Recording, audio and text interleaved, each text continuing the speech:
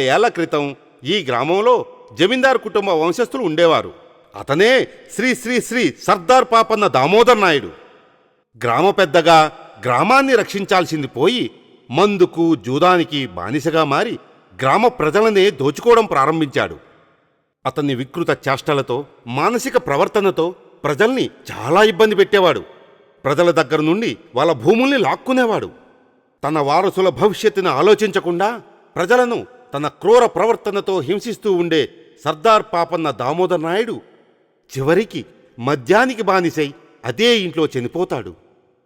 సర్దార్ పాపన్న దామోదర్ నాయుడు కుటుంబం మెల్లమెల్లగా చాలా బలహీనంగా మారిపోతూ చిట్ట చివరి వారసుడుగా సర్దార్ పాపన్న దామోదర్ నాయుడు మునిమనవడు దామోదర్రావు పెళ్లి చేసుకోకూడదని నిర్ణయించుకొని బ్రహ్మచారిగా ఉండి 300 ఏళ్ల నాటి వంశానికి చివరి వారసుడిగా మిగిలిపోతాడు.